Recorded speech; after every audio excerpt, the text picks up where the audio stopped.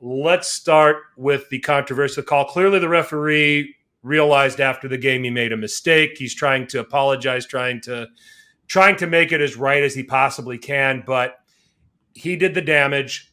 It stinks. It robbed Milan of of three. And let's face it, it would have been 3 points if you let the Yes. advantage go. Milan aren't trying to press to make it 3-1. They're going to go ahead and try to use the rest of that game, as late as that was, to preserve the 3 points. So it's an entirely different way of approaching the game. That gets taken away. And it makes you vulnerable on the counter. It makes you vulnerable on the counter with, like, what, 12th and 13th choice center backs that Milan have now.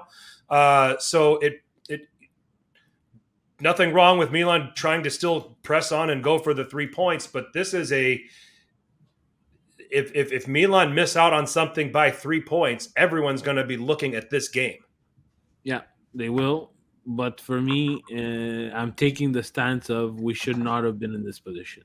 And that's what I was hoping you would say, because I'm sitting and thinking, let me play devil's advocate. Should have never came to this. Milan dominated this game. Yeah. Probably should have been 3-0 by halftime and done and dusted. It should have, Frank. And, I took to Twitter just to see. I'm not someone who's going to start having conversations with people on Twitter. That's just, I find that the 140 characters is not enough. I like to have discussions and see people's point.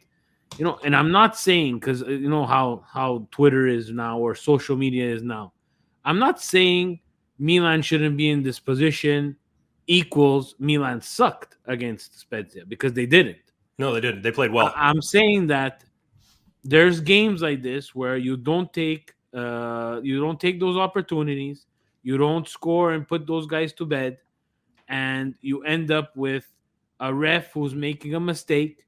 And we saw it in the NFL too this weekend. It's funny that it happened in the NFL as well. I think it was in the Vegas and Cincinnati game where the ref blew the whistle too early.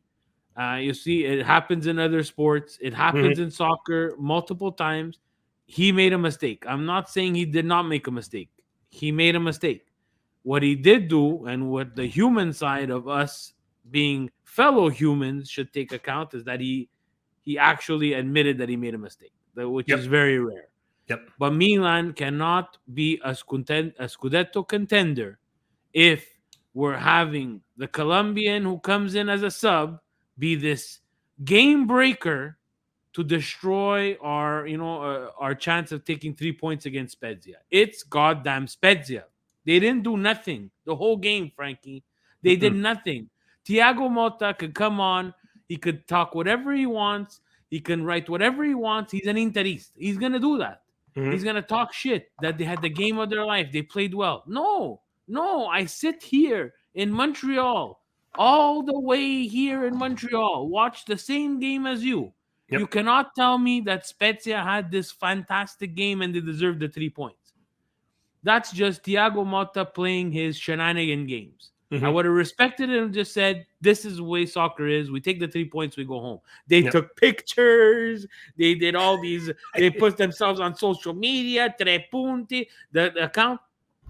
That's the thing that bothers me. But if Milan does that, when Milan does that, Milan wins a game and they take their pictures and they do their stuff, it's a scandal. Oh, you took a picture because you beat Venezia. You took a picture because of it. Spezia took a picture and they robbed 3 points. Yeah. The most frustrating part about Milan Spezia is, one, why can't we goddamn win at home?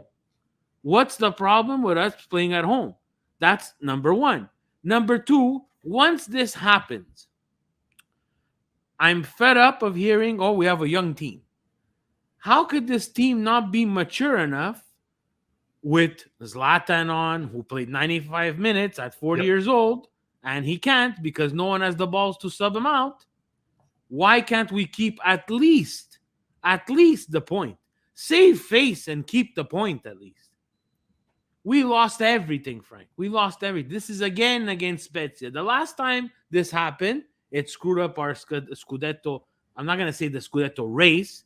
It put us in a really awkward situation. Now, yesterday, Spezia is not a world beater, Frank. Tell me we're losing to Real Madrid like that. I'm gonna take it. But Spezia, if you wanna contend for the Scudetto, Milan Twitter, anybody who follows Milan, if you're dropping points to Spezia at home, it's going to be tough to win the Scudetto.